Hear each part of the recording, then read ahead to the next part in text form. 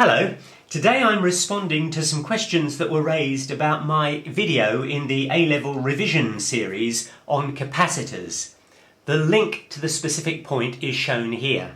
I had said that the capacitor, which is consisting of parallel plates, the capacitance or the value of the capacitance is proportional to the distance. In fact, it's proportional to 1 over d, the separation between the plates.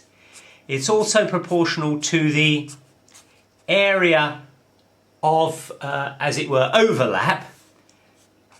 So C is proportional to the area of overlap of the plate. And finally, I had said that C is proportional to the dielectric, which is a piece of insulating material that is sandwiched between the plates. And so C is proportional to epsilon. And from that we had drawn the overall conclusion that the capacitance equals epsilon, which is the dielectric, times area, the area of overlap, divided by d, the distance between the plates. And the questions I have been asked is, how does the dielectric play a role? How is the energy stored in the capacitor? Is the dielectric itself affected? And what happens if you remove the plate from the dielectric after charging and replace it with a new set of plates? Can you recover the charge? Well, we shall see that the last question doesn't really arise, but I'll try to explain as we go through. Firstly, let's just explain what this term epsilon actually is. Epsilon is usually expressed as K times epsilon naught, where K is the relative permittivity and epsilon naught is the permittivity of free space. We've met this before in the formula which tells you what the force is between two charged particles. The force is equal to Q1, Q2, where Q1, Q2 are the charges on the two particles, divided by 4 pi epsilon naught r squared, where r is the separation of the two charges and epsilon naught is this epsilon naught, the permittivity of free space. And epsilon, in other words the dielectric constant of the insulator between the capacitors, is equal simply to a constant for that dielectric times the permittivity of free space. Sorry about my dog barking. The value of epsilon naught is 8.85 times 10 to the minus 12 farads per meter. And you'll see you need that term to be farads per meter because the capacitance is in farads, area is in meter squared, distance is in meter, so area divided by distance is meter. So farads per meter is what epsilon has to be. So let's remind ourselves what happens when a capacitor is charged. Here is a battery and we connect it to a parallel plate capacitor. And what happens is that the electrons flow onto this plate. Sorry, that's not minus, it is minus, not plus. The electrons are on that plate. They will repel the electrons from this plate and leave behind positive charges. And so the capacitor is charged because the electrons flow onto this plate, they repel the electrons from that plate and leave positive charges. No current flows across the gap. Very important to stress that.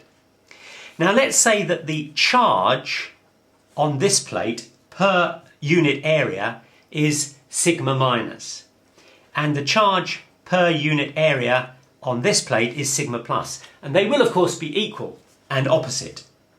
Now we remove the battery, and in those circumstances the charged capacitor remains charged.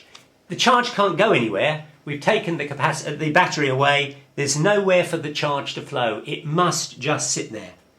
And because there's a positive charge on this plate and a negative charge on this plate, there will be an electric field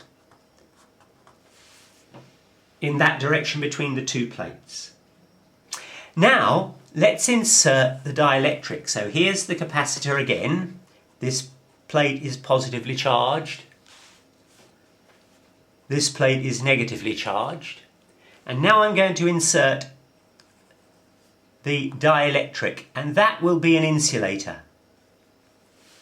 And the point about an insulator is that there is not a large amount of free electrons to flow. That doesn't mean to say that there aren't any, it just means that there aren't very many.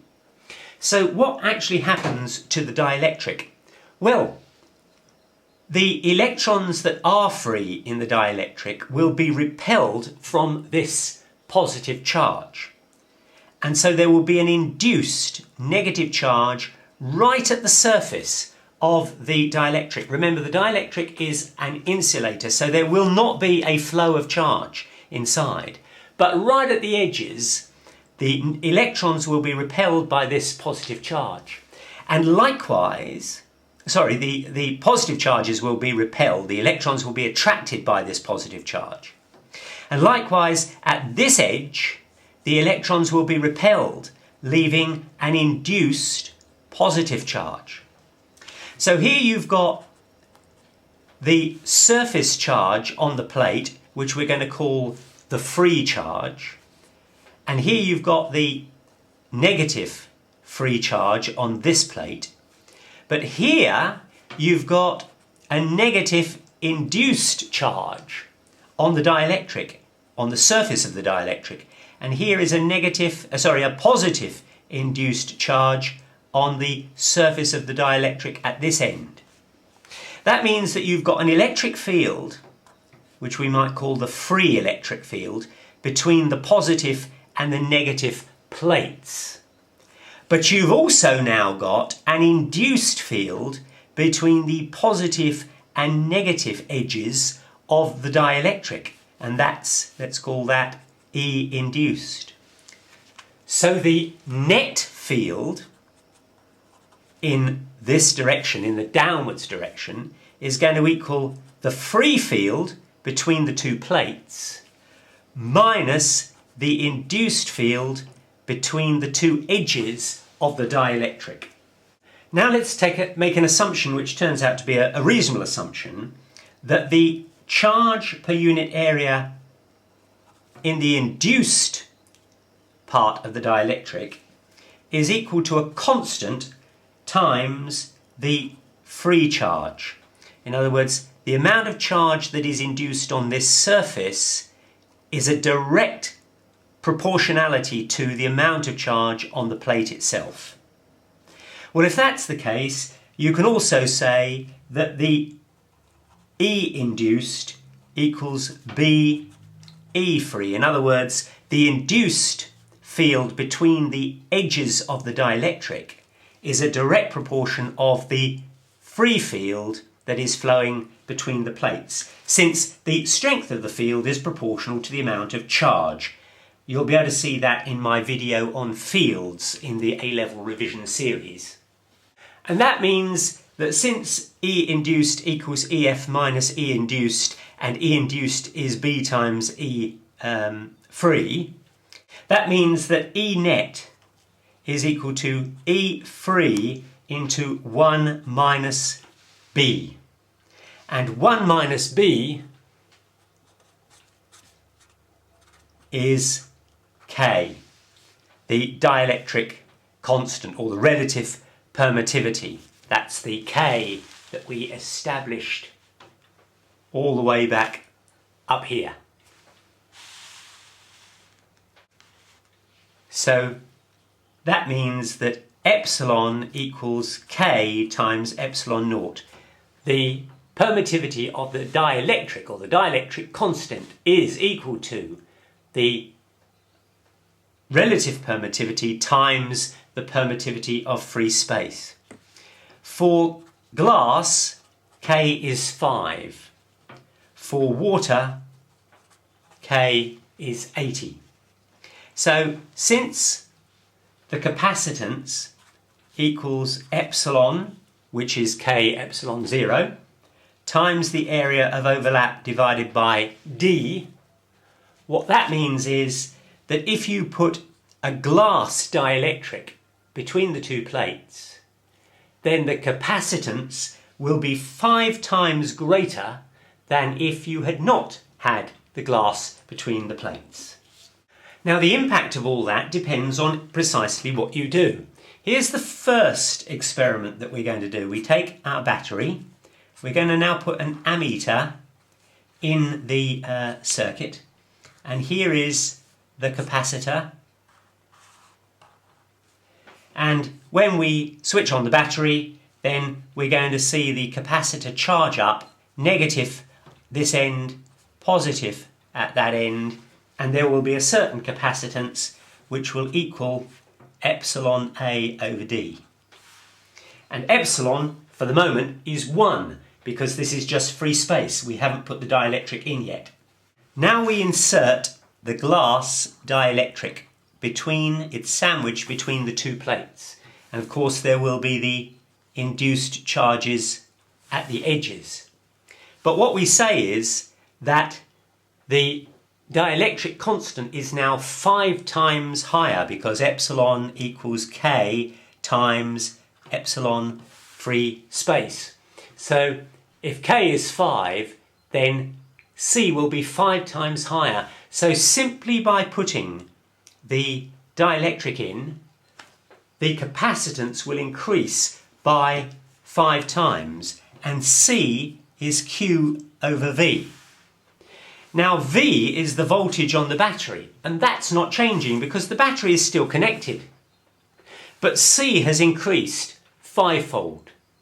So immediately you can see that Q will increase 5-fold. In other words, a lot more charge will flow onto these plates, and you will see a current flow in the ammeter, because more charge, as soon as you put that dielectric in, more charge will flow. That means a current will flow, and there will be more charge on the plates. What does that mean in terms of energy stored? Well, in my previous video on capacitors, I said that the energy is half QV. I'll demonstrate why that's the case in a moment.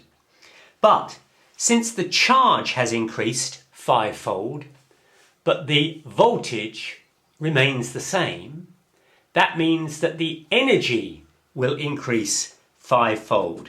So before you put the dielectric in, the capacitor would have a certain stored energy, which would be half QV. When you put the dielectric in, the charge increases 5-fold, and so the stored energy, potential energy, increases 5-fold. Now let's take a second case. This time we're going to charge up the capacitor in the usual way by putting a battery across the two plates, and we shall end up with the two plates charged positive and negative. But now we disconnect the battery. So the capacitor is just standing there isolated. The charge cannot go anywhere. It is fixed and it is trapped. Now we introduce the dielectric. We're going to use a glass dielectric again, and once again we shall get induced charges right at the edges of the dielectric. Once again, C equals epsilon A over D, and effectively the dielectric has increased 5-fold, so the capacitance has increased 5-fold. And C is Q, charge over voltage. But now the charge cannot, unlike up here, the charge cannot increase 5-fold, because here it could, because there's more charge to come from the battery. But here, there is no source of any extra charge. That charge is now fixed and trapped. You can't get any more charge. So if the capacitance increases by 5-fold, the only way that can happen is if the voltage decreases 5-fold, because the charge can't change.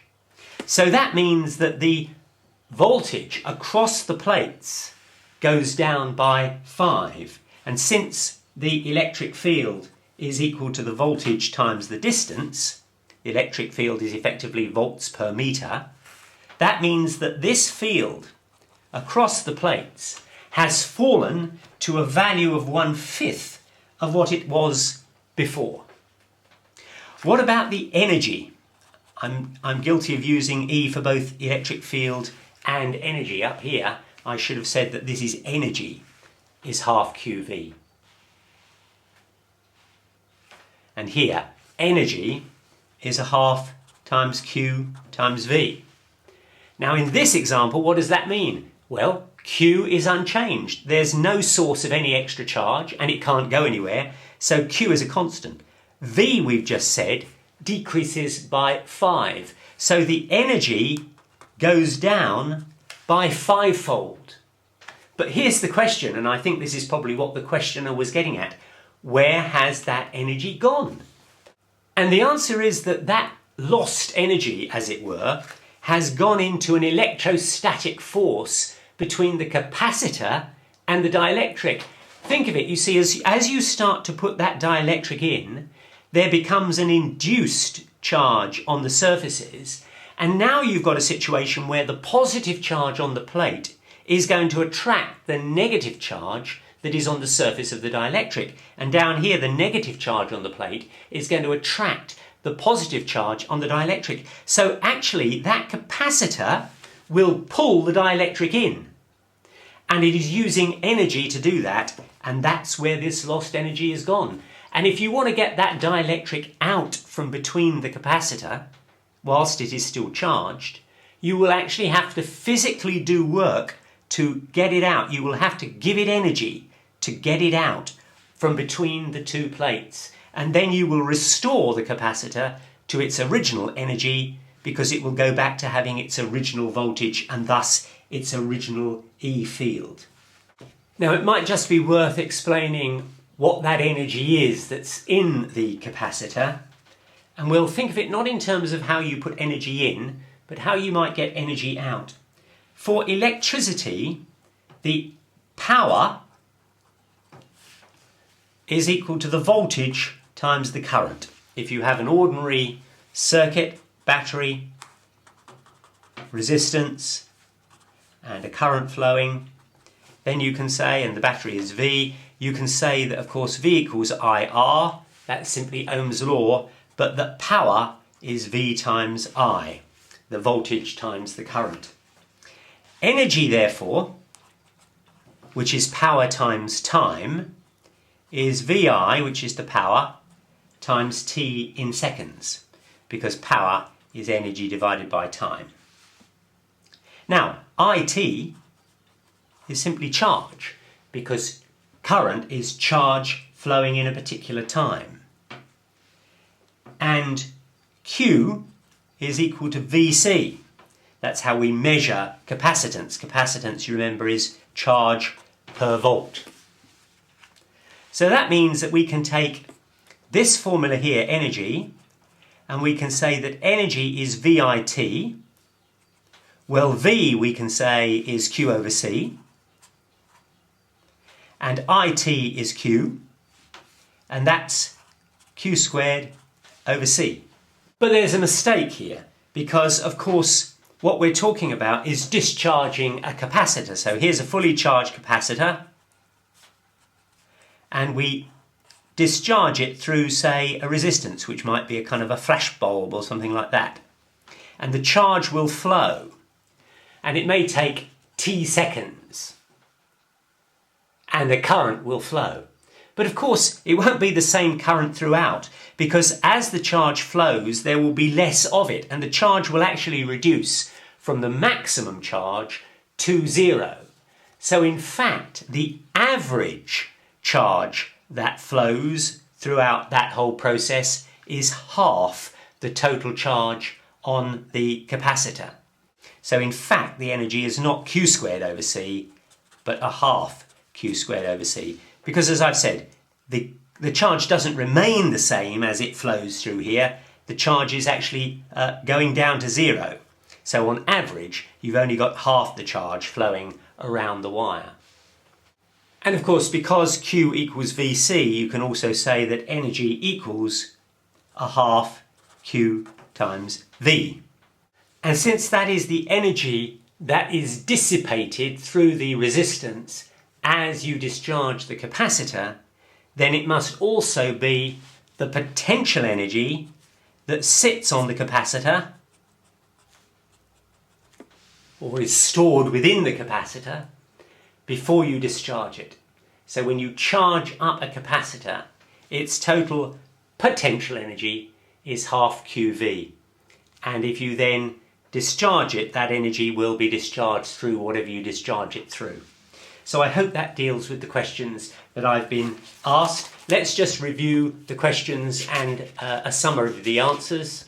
Question 1 was, how does the dielectric play a role? Well, the answer is the surface of the dielectric has an induced charge. That induced charge creates a field in the opposite direction and thus reduces the overall field, and what we find is that the capacitance therefore varies. How is the energy stored in the capacitor? Well, I try to explain that here. It is stored as potential energy such that it can be released if you connect the capacitor to some sort of circuit. That energy will flow as a current through a resistor and discharge in that way. Is the dielectric affected? Yes, it is. The dielectric has an induced charge on it, and it's that induced charge that creates a field within the dielectric that opposes the field between the plates, and that's what changes the capacitance. The final question, what happens if you remove the plates from the dielectric after charging?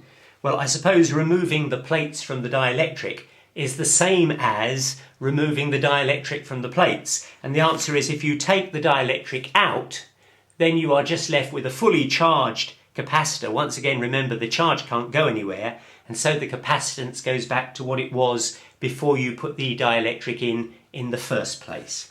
I hope that helps.